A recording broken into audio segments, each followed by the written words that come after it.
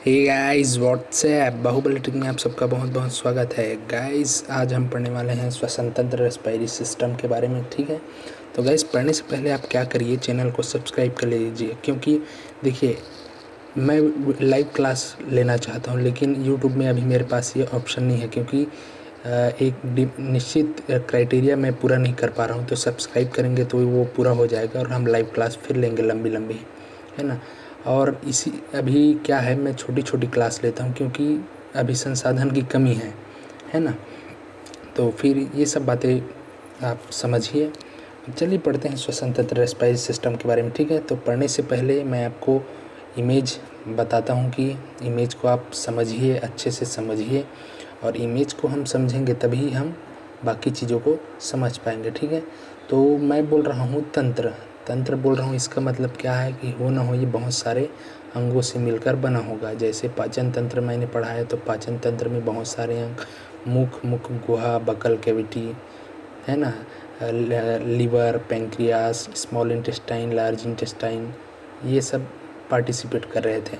वैसे ही प्रजनन तंत्र हमने पढ़ा, तो प्रजनन तंत्र में क्या पढ़ा मनुष्य में कि अगर मेल की बात करूं तो टेस्टिस हो गया, है ना, टेस्टिस हो गया, और क्या बोलते हैं, एपिडिडेमिस हो गया, वास डिफरेंस हो गया, मतलब, और क्या हो गया, इस कॉपर्स ग्लैंड हो गया, प्रोस्टेट ग्लैंड हो गया। तो ये बहुत सारे हो जाते हैं। वैसे ही मादा या फीमेल रिप्रोडक्टिव सिस्टम में है, तो इसमें भी होगा, बहुत सारे अंग से मिलकर बना होगा, है ना। तो चलिए उन अंगों को सबसे पहले अच्छे से समझते हैं, है ना। इमेज को समझिए, फिर उसके बाद उसके डिटेल को समझेंगे। तो देखिए ये वाला इमेज से आप समझिए, ये वाला इमेज नहीं, ये वाला इमेज से आप समझिए। तो क्या है, सबसे पहले श्वसन तंत्र में क्या है, वायुमंडल के वायु हवा को हमको पहुंचाना कहाँ है, ये लास्ट में जो गुब्बारा टाइप के स्ट्रक्चर दिख रहा है, इसको बोलते हैं एल्वियोलाई या कुपिका। यहाँ तक पहुँचाना है। तो यहाँ तक पहुँचाने के लिए एक मस्त मजबूत स्ट्रॉन्ग एक सिस्टम होना चाहिए, और यही सिस्टम को कहेंगे हम श्वसन तंत्र। ठीक है, तो ये कहाँ से स्टार्ट होता है, नॉस्ट्रिल या नासा छिद्र। जो नासा छिद्र होता है, 2 छिद्र होता है, उसको बोलते, उसी को क्या बोलते हैं, उसी को बोलते हैं नॉस्ट्रिल या नासा छिद्र। यहीं से क्या करेगा, हवा जो है एंटर करेगा। उसके अलावा मुख से भी हवा एंटर कर सकता है, कोई प्रॉब्लम नहीं है, लेकिन नाक से सांस लेना ये ज़्यादा सेफ है। मुंह से अगर आप सांस लेते हैं तो बहुत सारे धूल के कण, बैक्टीरिया वगैरह सब आप अंदर लेके जाएंगे, लेकिन नाक से अगर सांस लेंगे तो वो, उसके नाक में एक सिस्टम है जो धूल के कणों को रोक लेता है, बैक्टीरिया को रोक लेता है ना। तो इसलिए नॉस्ट्रिल हो गया। उसके बाद नॉस्ट्रिल के बाद यहाँ पर एक स्ट्रक्चर आ जाएगा, इसको बोलते हैं नेज़ल पैसेज। क्या बोलेंगे, नेज़ल पैसेज, है ना। और ये वाले, इसको हम क्या बोलते थे, पाचन तंत्र में मैंने बताया था, ये वाले स्ट्रक्चर है मुख गुहा या बकल कैविटी। तो इसका मतलब ये है कि नेज़ल पैसेज कहाँ है, बकल कैविटी के ऊपर में है ना।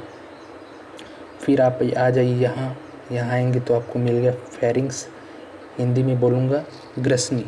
तो ग्रसनी के बारे में आप जानिए कि यह वायु और भोजन का सामान्य मार्ग होता है। कैसे, अगर आप भोजन ग्रहण कर रहे हैं तो यहीं से होकर जाएगा, आप सांस ले रहे हैं तो वायु को लेके जाएंगे, यहीं से होकर जाएगा, मतलब वायु और भोजन का सामान्य मार्ग होता है। अब ग्रसनी के बाद यहाँ से भोजन का रास्ता अलग, वायु का रास्ता अलग। ठीक है, तो यहाँ से सांस का रास्ता अलग हो जाएगा, वायु का रास्ता ऐसे, और भोजन का रास्ता यहाँ सीधा आमाशय के लिए, है ना। तो ये हो गया ग्रसनी के बारे में। उसके बाद आइए ग्लोटिस।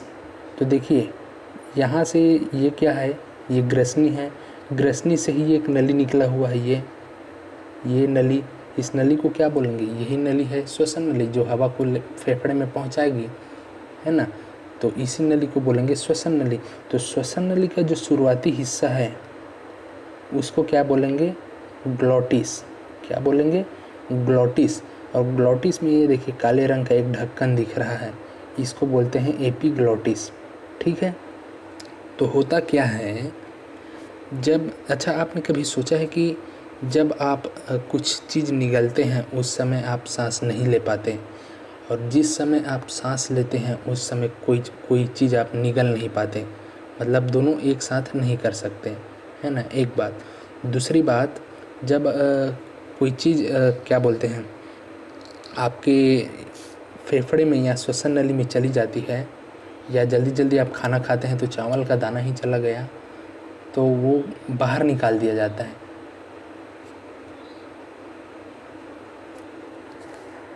बता रहा था कि ग्लॉटिस, और ग्लॉटिस के ऊपर एक ढक्कन होता है।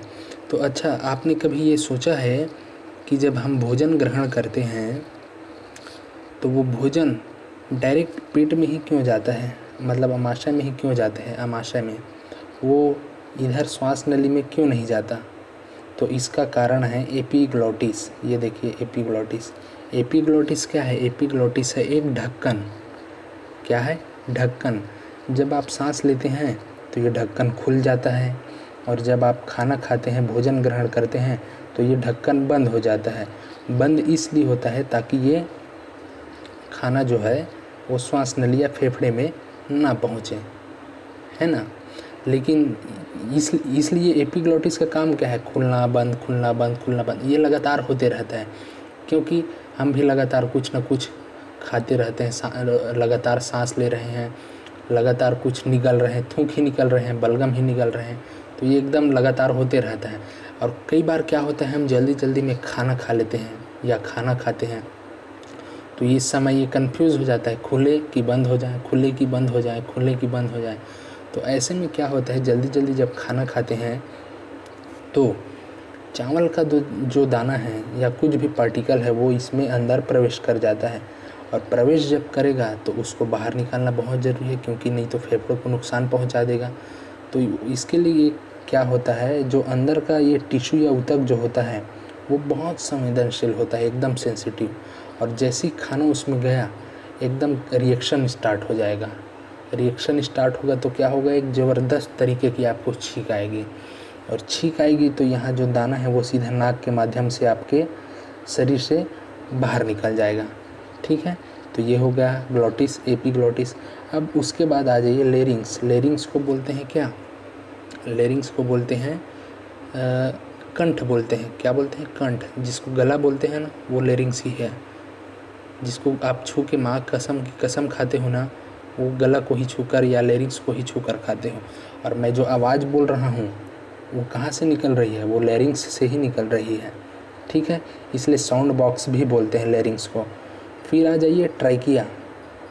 तो उसके बाद लेरिंग्स के बाद आ जाइए ये ट्राइकिया। और ट्राइकिया में ही ये देखो सी आकार का एक छल्ला टाइप का ये दिख रहा है, छल्ला, जो किसका बना होता है? ये बना होता है उपास्थि का। उपास्थि इंग्लिश में शायद कार्टिलेज बोलते हैं, है ना। तो ये उपास्थि का बना होता है। तो ये क्या करता है, ये जो नली है वो पिचकने ना पाए, तो ये पिचकने से रोकता है ना। अगर पिचक जाएगा तो हवा अंदर नहीं जाएगा, और हवा अंदर नहीं जाएगा तो फिर फेफड़े को हवा नहीं मिलेगी, दम घुटने लगेगा, इसलिए पिचकने से रोकता है ना। अब क्या होगा, अब आगे बढ़ते हैं। अब ये तो हो गया ट्रैकिया। ट्रैकिया आगे चल के दो भागों में डिवाइड हो जाता है, एक इधर एक इधर, दो भागों में डिवाइड हो गया। तो ये वाले फेफड़े को हम एग्जाम्पल के रूप में लेते हैं। दोनों फेफड़ों में सेम डायग्राम बनेगा, लेकिन समझाने के लिए सारी अंगों को मैंने इस डायग्राम ये वाले फेफड़े में शो कर दिया है। ठीक है, तो ये दो भागों में डिवाइड हो गया। अब इन ट्रैकिया जब दो भागों में डिवाइड होता है तो इनको क्या बोलेंगे? इनको बोलेंगे ब्रोंकाई। क्या बोलेंगे? ब्रोंकाई। इसको बोल रहे हैं, वैसे ये भी हो जाएगा ब्रोंकाई। अब क्या होगा, ब्रोंकाई जो है अंदर चला गया फेफड़े के अंदर चला गया, तो ये ब्रोंकाई भी कई भागों में देखिए डिवाइड हो गए ऐसे। तो इसको क्या बोलेंगे हम? ब्रोंकियोल बोलेंगे। ठीक है, ब्रोंकियोल। और ब्रोंकियोल भी कई भागों में डिवाइड हो गया, देखिए रेड कलर में दिखा रहा है, उसको बोलेंगे कूपिका वाहिनी या एल्वियोलर डक्ट। और इसी कूपिका वाहिनी के लास्ट में फुग्गे के समान एक संरचना स्ट्रक्चर है जिसको बोलते हैं कूपिका या एल्वियोलाई। तो ट्रैकिया के बाद आप समझिए, ट्रैकिया जो है वो दो भागों में डिवाइड हो गया है जिसको बोलते हैं ब्रोंकाई। ब्रोंकाई जो है फेफड़े के अंदर गया और अंदर जाके वो कई भागों में विभाजित हो गया। जिसको बोलेंगे ब्रोंकियोल्स।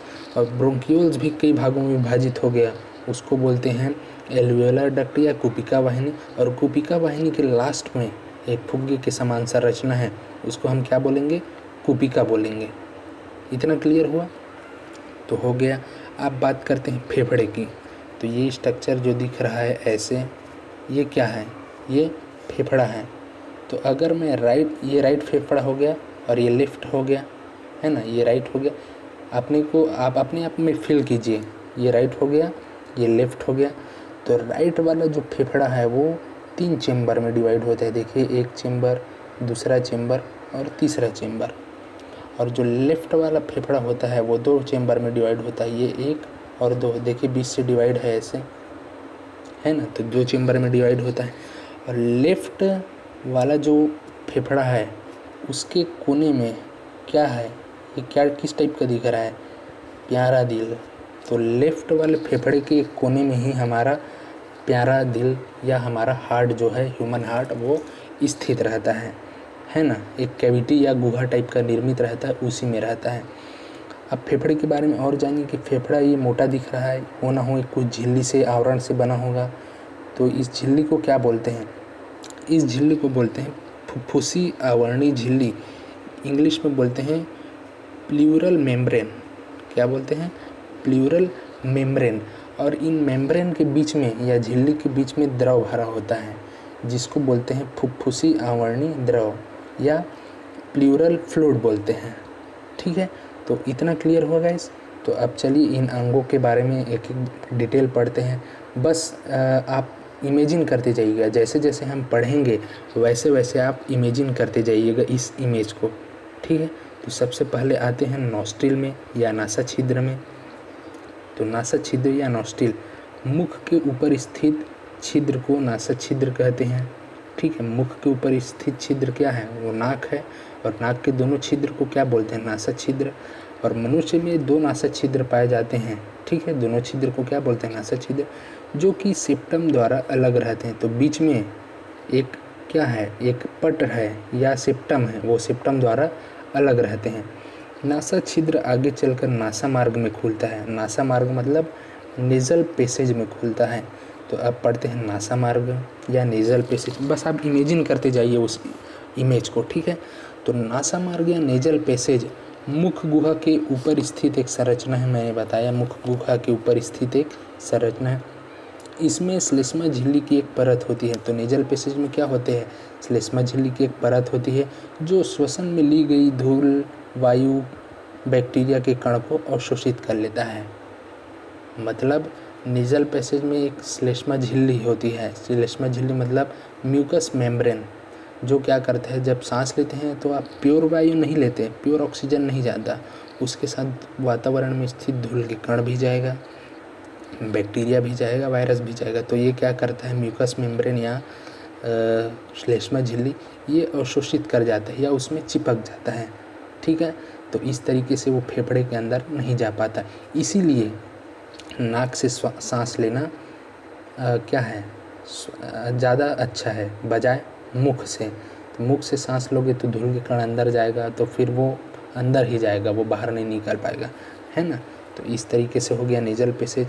फिर आ जाइए फेरिंक्स या ग्रसनी। तो इसके बारे में पढ़िए, इमेजिन करिए।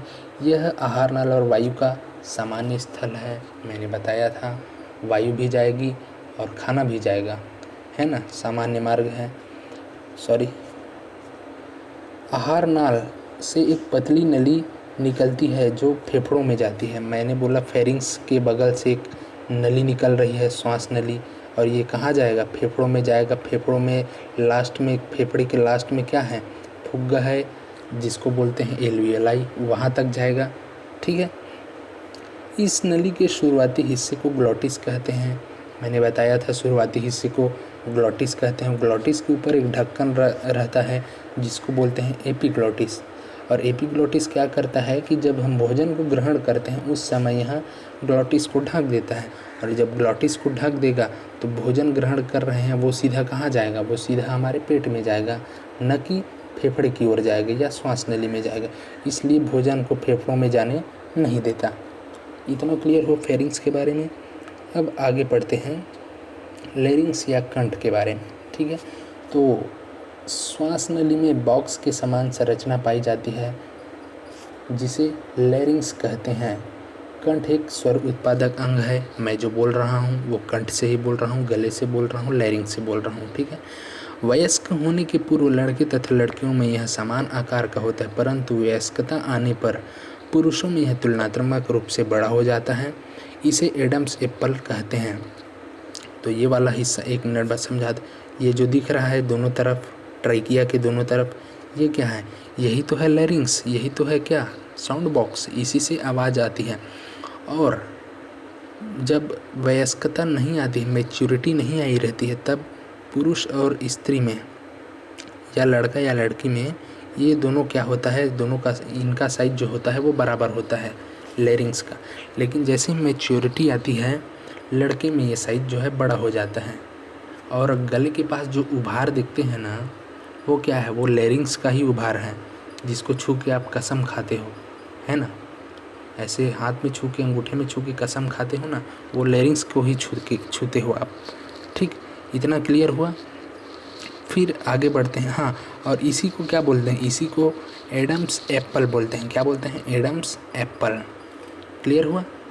अब आइए आगे, ट्राइकिया। तो लैरिंक्स के बाद आएगा ट्राइकिया।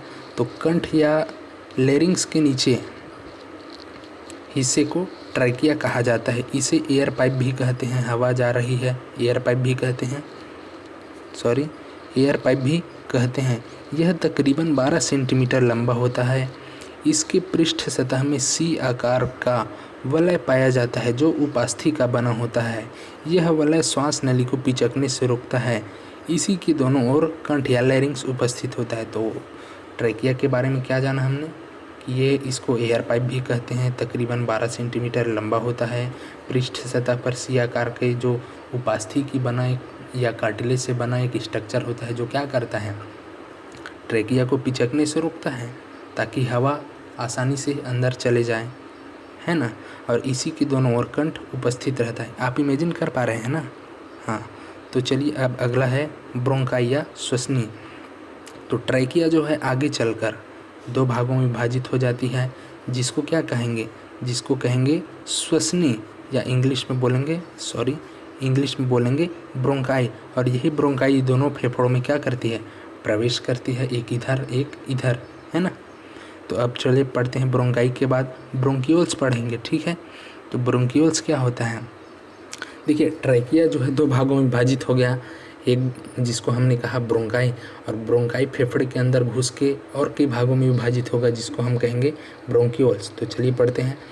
तो श्वसनी या ब्रोंकाई फेफड़ों के अंदर कई शाखाओं में विभाजित हो जाती है जिसे ब्रोंकियोल कहते हैं। और ब्रोंकियोल भी 2 से 12 शाखाओं में विभाजित हो जाती है जिसे कुपिका वाहिनी या एल्वियोलर डक्ट कहते हैं। प्रत्येक कुपिका वाहिनी एक स्पॉन्ज जैसी संरचना में खुलती है जिसे कुपिका या एल्वियोलाई कहते हैं, ठीक है। क्लियर हुआ। ट्रैकिया जो है ब्रोंकाई में डिवाइड हो गया। ब्रोंकाई फेफड़े के अंदर घुसा, फेफड़े के अंदर घुस के कई भागों में और डिवाइड हो गया जिसको हम ब्रोंकियोल्स कह दिए। ब्रोंकियोल्स फिर 2 से 12 शाखाओं में और विभाजित हो गया, उसको बोल दिए हम एल्वियोलर डक्ट। और एल्वियोलर डक्ट के लास्ट में फुग्गेनुमा संरचना है, स्पॉन्जी संरचना है, उसको बोल देंगे हम एल्वियोलाई या कुपिका, ठीक। क्लियर। फिर आइए फेफड़े के बारे में। तो यह मुख्य श्वसन अंग है। जो बाकी हमने पढ़ा, ट्रेकिया, लैरिंक्स, फेरिंग्स, है ना, नेज़ल पैसेज, नॉस्ट्रिल, ये सब क्या है? ये सब सहायक अंग है, ये सब सहायता कर रहा है श्वसन में। लेकिन मुख्य अंग की बात करें तो वो है फेफड़ा, जो कि एक जोड़ी होता है लेफ्ट और राइट में। यह फुफ्फुसी अवर्णी झिल्ली से मिलकर बना होता है, प्लूरल मेम्ब्रेन से मिलकर बना होता है। इसके बीच में एक द्रव होता है जिसे फुफ्फुसी अवर्णी द्रव या प्लूरल फ्लूइड कहते हैं, ठीक है, प्लूरल फ्लूइड कहते हैं। यह फेफड़ों के बाएं फेफड़े के दाएं कोने में कैविटी पाई जाती है। मतलब लेफ्ट वाला जो लंग है उसके कोने में क्या पाया जाता है? एक कैविटी या गुहा पाया जाता है जहाँ पर क्या होता है? हमारा प्यारा दिल, हृदय स्थित होता है।